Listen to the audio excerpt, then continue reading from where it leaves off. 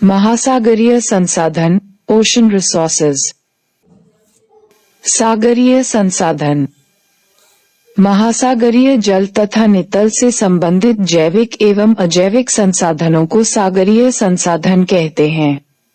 ये सागरीय संसाधन सागरीय जल, उसमें निहित ऊर्जा जैसे तरंग ऊर्जा, ज्वारीय ऊर्जा आदि, तथा उसमें रहने वाले जीव जंतु, पौधे, सागरीय निक्षेप तथा उसमें निहित अजैविक तत्व, सागरीय तली के जैविक एवं अजैविक पदार्थ, तलवासी जीव आदि रूपों में हो सकता है। सागर मानव के लिए आकर्षण केंद्र एवं उपयोगी रहा है। मनुष्य सागर का विभिन्न रूपों में उपयोग करता रहा है, यथा यातायात एवं परिवहन, मत्स्यन, मछलियों का पकड़ना, सेना एवं रक्षा, खनिज विदोहन, मनोरंजन, दवा, अपशिष्ट पदार्थों का निस्तारण आदि। वर्तमान समय में विश्व की बढ़ती जनसंख्या के कारण खाद्य पदार्थों एवं खनिजों की बढ़ती मांग के कारण सागरीय संसाधनों के परंपरागत विदोहन के अलावा मनुष्य अपने कौशल एवं प्रौद्योगिकीय विकास के द्वारा उसमें संशोधन एवं परिमार्जन भी कर रहा है। सागरीय संसाधनों का वर्गीकरण। सागरीय क्षेत्रों में विविध प्रकार के जैविक एवं अजैविक संसाधन होते हैं। इन संसाधनों के दो प्रमुख स्रोत होते हैं। प्रथम, नदियां स्थलीय भागों से बहाकर नाना प्रकार के पदार्थों को सागर में पहुंचाती रहती हैं। इनमें खनिज तत्वों के साथ जंतु तथा पौधे भी होते हैं। द्वितीय, कुछ संसाधन पौधों द्वारा छिछले जल में तैयार किए जाते हैं। सागरीय संसाधनों का वर्गीकरण इस प्रकार है। सागरीय संसाधन।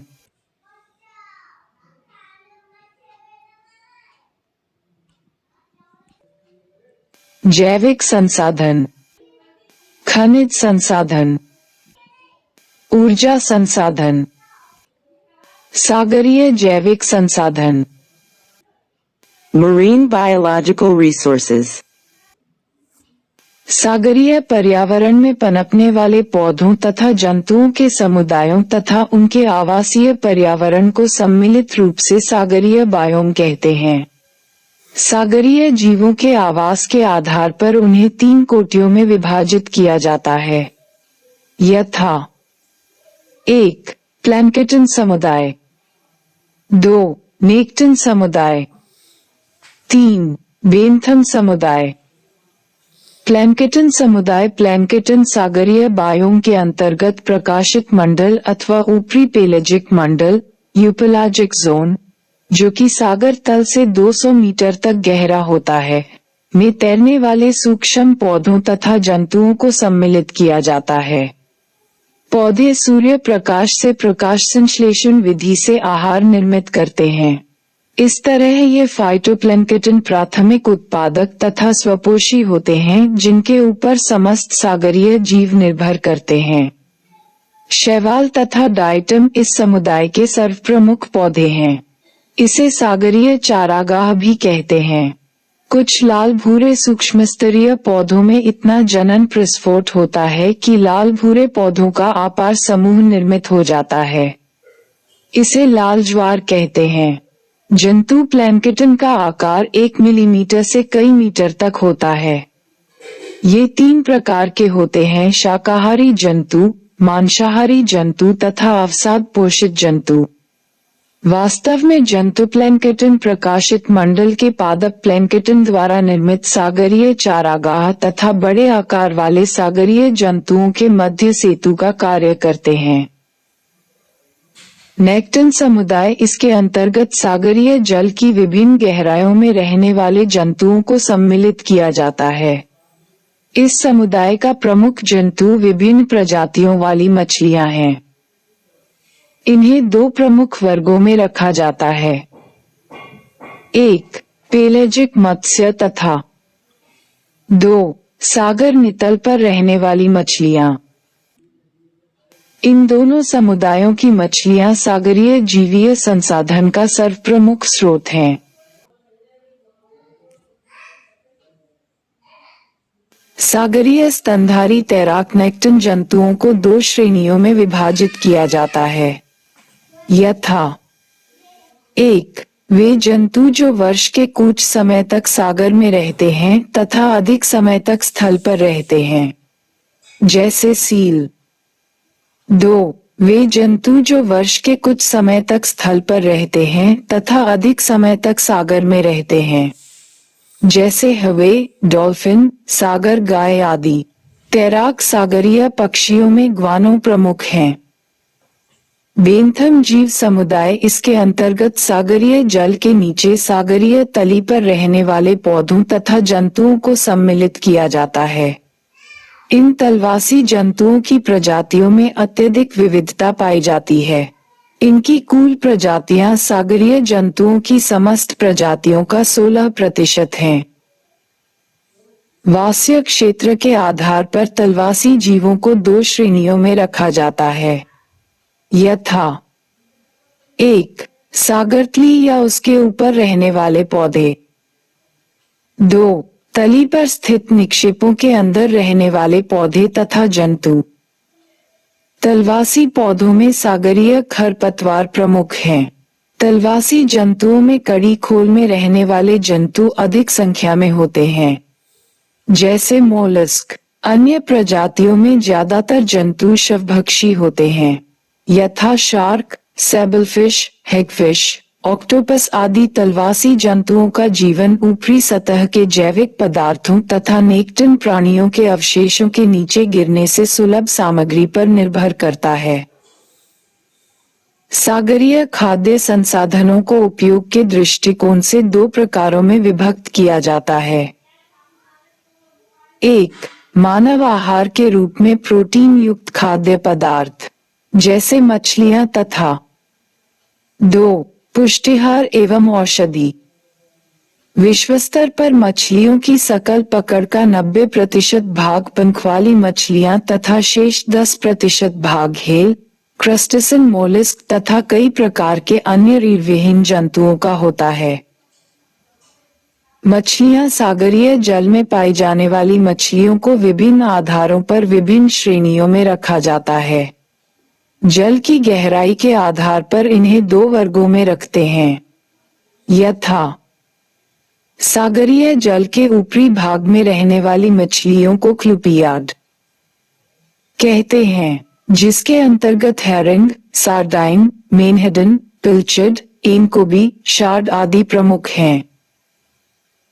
गहरे सागर में तली में रहने वाली मछलियों को गैदोइड कहते हैं, जिसके अंतर्गत कॉड, हेडेक, हैक आदि प्रमुख हैं। मछलियों की सकल पकड़ का 45% क्लूपियाड परिवार की, मछलियों का 15% भाग गैदोइड परिवार की मछलियों का, 7% ट्यूना, मैकरेल आदि, 15% फ्रेलाउंडर, छोटी चपटी मछली तथा अन्य प्रकार की चपटी मछलियों का होता है। अवस्थिति के आधार पर सागरीय मछलियों को 3 श्रेणियों में रखा जाता है, यथा 1. खुले सागर में रहने वाली मछलियां मैकेरेल, ट्यूना, हेरिंग, एंकोवी आदि। 2. तलवासी मछलियां कॉड, हेडेक, हेलीबोट आदि। 3. प्रवासी मछलियां, इसमें साल्सन सर्व प्रमुख हैं। बी. विटामिन तथा औषधि संसाधन। वर्तमान समय में औषधि वैज्ञानिकों का ध्यान सागरीय जीवों, पौधों तथा जंतुओं से विटामिन तथा विभिन्न रोगों के निवारण के लिए औषधि बनाने के लिए शोध की ओर लगा हुआ है। ज्ञातव्य है, अब सागर औषधि विज्ञान का विकास हो चुका है। सागर औषधि विज्ञानी सागरीय जीवों की शारीरिक, रासायनिक तथा भौतिक गुणों के अध्ययन में लगे हैं। जल केकड़ा, सागर मोथा, सागर cucumber, barnacle, horseshoe, crab, shark cod आदि के विभिन्न पदार्थों का विभिन्न रोगों के उपचार के लिए औषधि के रूप में उपयोग प्रारंभ हो गया है। शार्क ऑयल तथा कॉड लिवर ऑयल का शक्तिवर्धक टॉनिक के रूप में पहले से उपयोग हो रहा है। सागरीय खनिज संसाधन, मरीन मिनरल रिसोर्सेज। सागरीय क्षेत्रों में विभिन्न धात्विक तथा अधात्विक खनिज दो रूपों में मिलते हैं, यथा 1. सागरीय जल के घोल रूप में, 2. सागरीय तली के निक्षेपों में। सागरीय जल में घुले खनिजों में प्रमुख हैं नमक, ब्रोमीन, मैग्नीशियम, सोना, जस्ता, यूरेनियम, थोरियम आदि। एक अनुमान के अनुसार प्रति घन किलोमीटर सागरीय जल में 41.25 मिलियन टन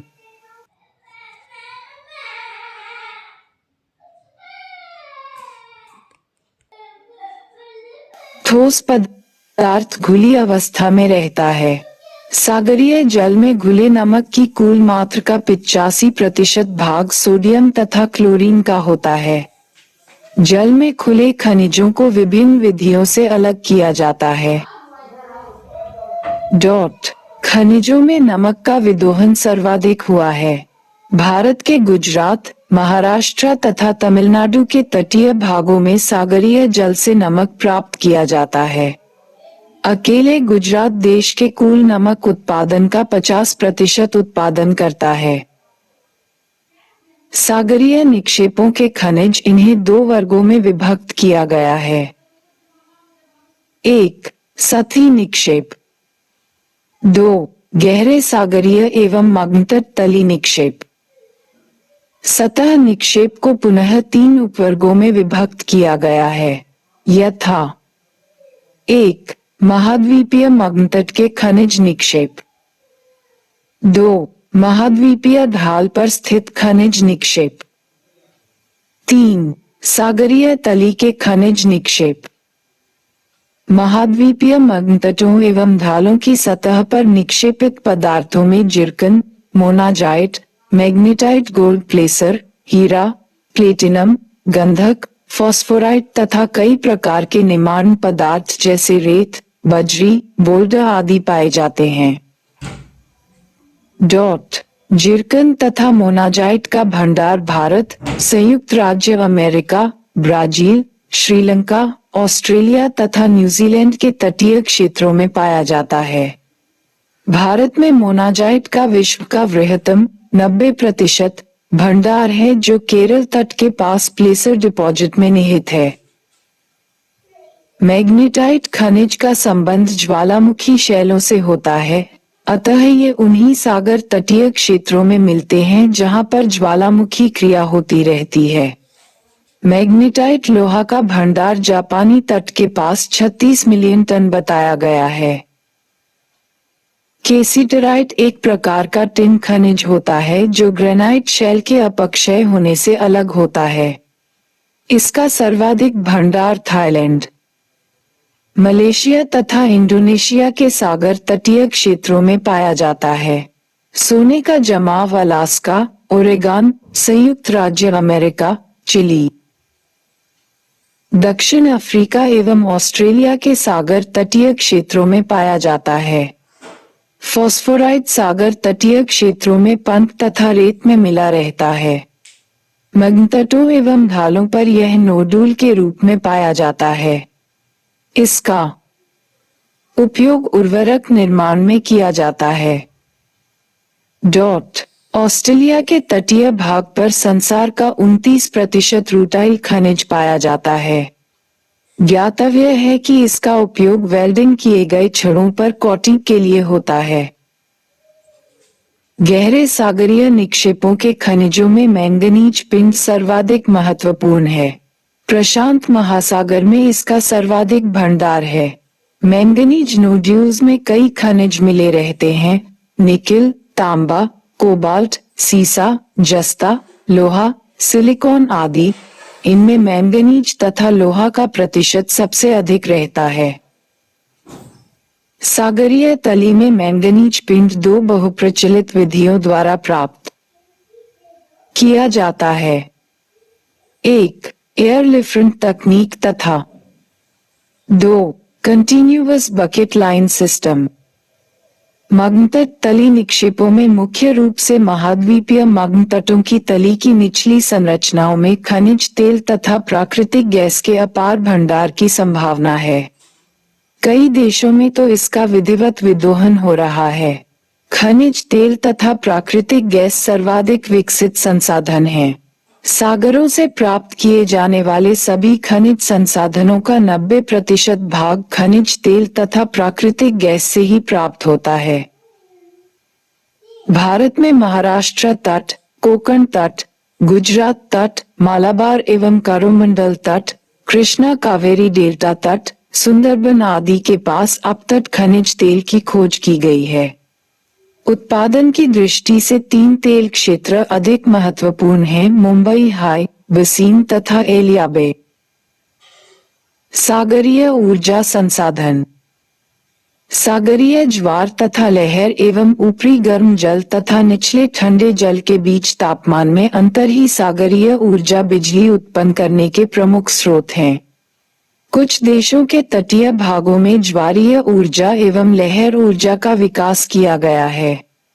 ज्वारीय ऊर्जा के विकास के लिए 2 दशाओं का होना आवश्यक है: दीर्घ ज्वारीय परिसर, संकरा जलमार्ग जिसमें तेज ज्वारीय धाराएं चलती हों। बिजली उत्पादन के लिए 5 मीटर का न्यूनतम ज्वारीय परिसर का होना आवश्यक है। कनाडा के नोवास्कोसिया के फिंडी की खाड़ी में 15 मीटर तक ज्वारीय परिसर है। कुछ देशों में ज्वारीय ऊर्जा के दोहन के लिए तटीय भागों में बड़े शक्ति संयंत्र लगाए गए हैं। उदाहरण के लिए फ्रांस के ब्रिटेनी में रेंस एस्चुरी पर, रूस के श्वेत सागर में मरमांस्क के पास, भारत में कांदला पत्तन पर आदि। सागरीय लहरों में भारी ऊर्जा निहित है, परंतु इसके विकास के कम प्रयास किए जाते हैं। तटीय क्षेत्रों में सागरीय तरंगों से बिजली उत्पन्न करने की 3 विधियां विकसित की गई हैं।